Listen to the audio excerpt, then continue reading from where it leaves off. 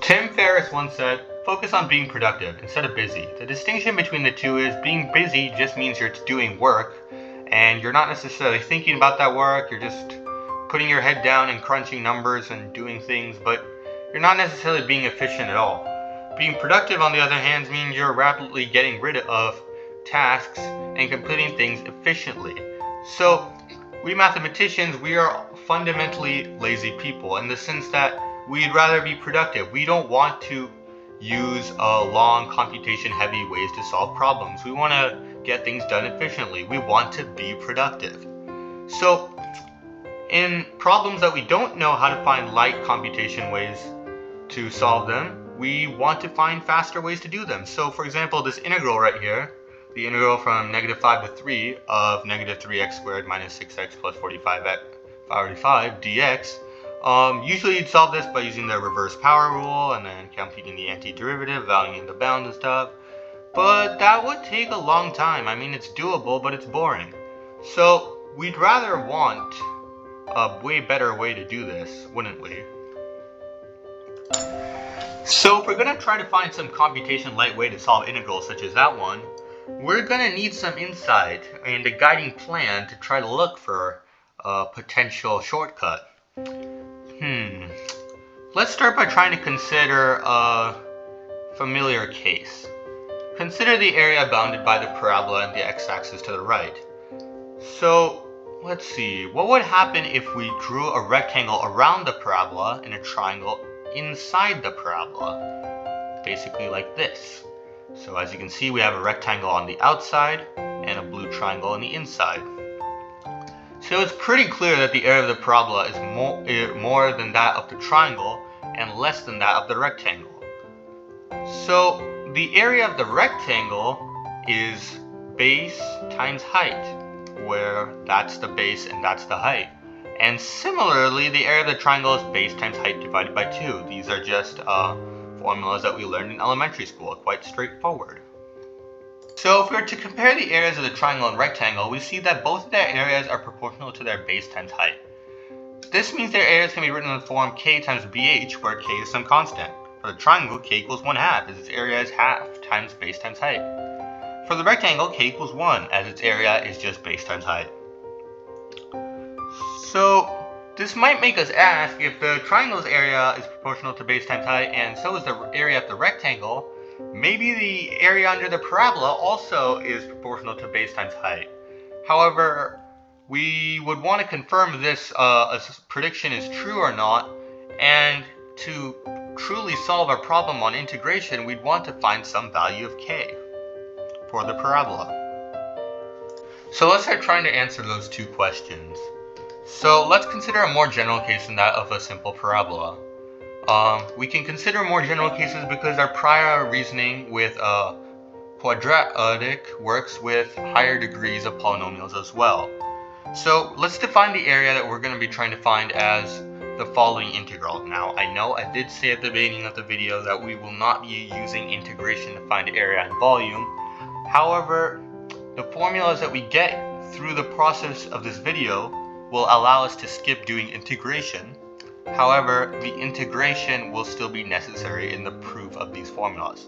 So this integral looks kind of nasty, but it's actually not that bad, in the sense that all we have here is we just have a general polynomial that has a vertex on the y-axis, and all this integral represents is the area bounded by that general polynomial and the x-axis.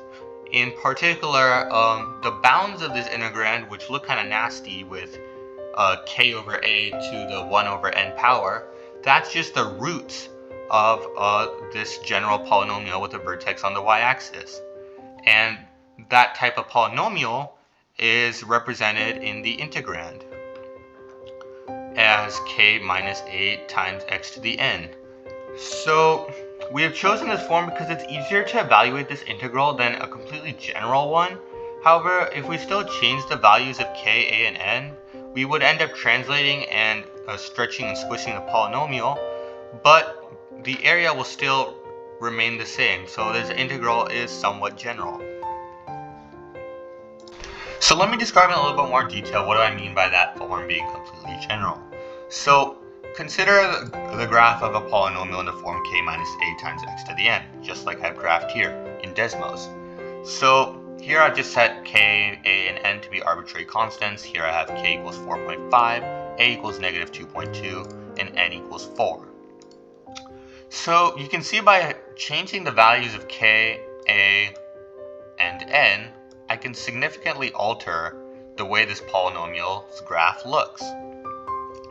In particular, k translates this polynomial up and down, a stretches or squishes it, and n affects the degree of the polynomial, which has significant impact on how its graph looks. But you can see clearly that by changing those parameters, I can greatly affect the area bounded by this polynomial and the y-axis, and I can basically set it to be anything that I need it to be. For example, consider if we want to find some polynomial in the form of k minus a times x to the n, such that its area bounded by the y-axis is equivalent to the area bounded by the graphs of these two functions. The graph of the function 2 times x minus 10 squared plus 4, and the line y equals 12. So say I want to find some polynomial function in this form of k minus a times x to the n that has an area that bounds an area with the x-axis that is equivalent to the area bounded by this quadratic and this line right here. So first I'm going to notice that the degree of this quadratic here is 2. So I'm going to use that to set my n value to 2. So I'm going to set my n value to 2. And then I'm going to notice that if I look over here, the distance between the vertex of this polynomial in blue and the line in red it's 8. So I'm going to set my k value to 8. Right, like that. I'm going to notice that the a value for this quadratic right here is 2, as seen right here. So I'm also going to set my a value to 2. And if I do that, then you're going to notice that the area bounded by this polynomial in the form k minus a times x to the n and the x-axis is the exact same area as the one bounded by this blue polynomial 2 times x minus 10 whole squared plus 4. And in this way you can clearly see that the area in these two cases is the exact same. So if we wanted to evaluate the area under this polynomial in blue, in the red line, we could simply find the integral and the area bounded under this red polynomial and the black line, which is the x-axis. So in this way, that integral that I showed you earlier is completely general, and the bounds of that integral are simply the intersections of the polynomial and the x-axis. So let's actually attempt to evaluate this integral. So we have that integral right there, and the first thing we're going to do is we're going to change the negative bound to 0 and double the result. The reason we can do this is because, as we saw in the quadratic case, the area was completely symmetric over the y-axis. So we can simply integrate from 0 to k over a to the 1 over n power and double the result. But wait, let's take a second here and talk about a little bit of a technical point. If you think about it, everything I just said about doubling the result of our integration only works for polynomials where their degree is even, as these are the only cases where the polynomial will be symmetric about the y-axis. However, in other cases where the degree is odd, the polynomial will only have one intersection point with the x-axis, especially if the polynomial is quite simple, like something like y equals x cubed, and will not be symmetric about the y-axis either. Now this might seem like a big problem and something that completely makes our previous step that we just took about doubling the result invalid. However, it turns out that even though if we carry out this step, our formulas that we're going to get to over the course of this video will still work as long as we define our base, a thing that I'll get to a little bit more in a little bit cleverly. So suppose we're trying to find the yellow area to the side here. So our formulas will still work as long as we define our base length to be the length of the area that we're trying to find. let me mark it right here. So our base is this little section here that is bounded by the green little prongs. And here, this area is 2. Now let's get back to what we were doing and find the actual formula that we were looking for. So now let's pull out the reverse power rule on k minus a over x to the n. So that'll give us kx minus a over n plus 1x to the n plus 1 power. And all of that is multiplied by 2, and then we're evaluating at the 2 bounds. So this will come out to be that ugly looking expression right down there. Well, it's time for some simplifying. So we have this ugly looking expression right here, and first thing what we're going to do is we're going to pull out k over a to the 1 over n power out of the whole thing, because we see that both of the terms in this expression have that common. So we're going to factor that term out, and then we're going to get the 2 times k over a to the 1 over n power multiplied by k minus a over n plus 1 times k over a to the n over n power. So let's do some more here. We're going to notice here is that n over n power, that's just 1. So that part will just become k over a. And if you multiply k over a times a over n plus 1, the a's will cancel, and we'll have a k left over. But we also have a k out over here that is k minus that term, so we can factor another k out. So we get k times 2 times k over a to the 1 over n power times 1 minus 1 over n plus 1. So we're just going to need to do one more step of factoring here actually, and that's going to be simplifying that 1 minus 1 over n plus 1 into n over n plus 1 by doing some basic fraction subtraction. See, but what does our result actually mean? So let's take a closer look at what we just found, which is the area would be n over n plus 1 times k times 2 times k over a to the 1 over n power. And n is the degree of the polynomial, and then the k term is actually the height of the area we are examining. The reason why this is because of the fact that the vertex is located at y equals k, and that is k units above the x-axis, or the height. On the other hand, the 2 times k over a to the 1 over n power term, that term will actually represent the baselines of the polynomial. The reason for this is because the k over a to the 1 over n, one could recognize it as one of the bounds of our original integral, and it was a bound because it was the location of one of the roots of the integral. But one of the roots was located at positive k over a to the 1 over n, one was located at the negative of that. So if we subtract the 2 to find the base length, we would get 2 times k over a to the 1 over n power. So that means, and also the n over n plus 1 term actually gives us the proportionality constant that we've been looking for. If we put all these thoughts together, we can find a very simple formula for the area bounded by a simple polynomial. And that is that the area is equal to n over n plus 1 times height times width, where n is the degree of the polynomial in question. Remember that the area that is being calculated must be expressible as the area bounded by the x-axis of some polynomial in the form of y equals k minus a times x to the n. In other words, this formula won't work in some situations. It'll only work in specific cases. However, there's a little bit of an easy trick to figure out when this formula will work and when this formula won't.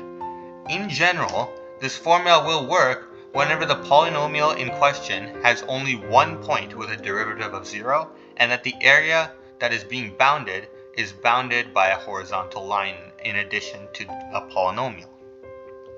In other words, it's going to look something like this picture right here, where you can see we have this quadratic, and the area in question is the area bounded by the green quadratic and the blue horizontal line. And so in this case, our formula would work. So let's do a little bit of practice with area. So let's begin by doing the problem in the introduction, the integral from -5 to 3 of -3x squared minus 6x plus 45 dx. So if we're going to want to use the formula that we just discovered, we're going to need to manipulate this into some other form that we are able to find the base and height of this area. So if we factor out a -3 out of the integrand, we get the integral from -5 to 3 of -3 times x squared plus 2x minus 15 dx. We can then factor this quadratic into the integral from -5 to 3 of -3 times x plus 5 times x minus 3 dx. Now we're going to notice here that x minus 3, the factor of x minus 3, that'll imply that x equals 3 is a root. And on the other hand, the x plus 5 factor will imply x equals -5 is a root.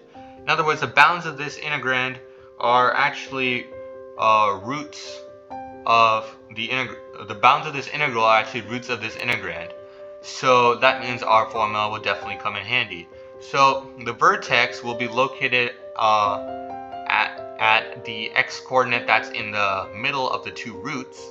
So that would be x equals -1. So if you evaluate the quadratic at x equals -1, the original quadratic, -3x squared minus 6x plus 45, we will get an answer of 48. So that means that the height of our area is 48. And in addition, the proportionality constant is n over n plus 1, which the degree here is 2, so that becomes 2 over 2 plus 1, or 2/3. And then our area can thus be found by multiplying the proportionality constant by the height, which is 48, times the base length, which is just 3 minus 5, because that's the base. And then if we go through the math and find the answer, we get 32 times 8, or 256. Now that might seem like it took a long time, but that was just because I'm explaining the process to you. However, in actuality, when you're doing this kind of thing by yourself, you can probably go through these steps much faster. And notice we didn't even have to do any actual real integration here. So we can say that our original goal was complete. Before I finish off this video, I'd like to leave you guys with two problems to think about. The first is quite straightforward and is just meant to give you guys a little bit of practice with the formula we used in this video. The second one is a little bit more in detail. It helps you guys look at places where this formula is applicable, even though it initially might seem to give incorrect results. So let's dive into the problems. Problem 1. Try computing the area of the region bounded by the graph of y equals x to the 4th and the line y equals 16. Problem 2. Attempt to use this formula to find the area of the region bounded by the graphs of the equations y equals square root of x, x equals 1, and y equals 0. This is going to be a little bit harder to do because if you apply our formula blindly here, you will end up getting an incorrect answer. However, if you do this properly, you will actually be able to get the right answer using our formula. However, because this problem is a little bit more difficult, and you're going to have to use our formula in a little bit more different way, I'm going to give you guys a little bit of a hint if you guys want it. I'm going to leave the hint up on the screen, and you guys can read it if you want to.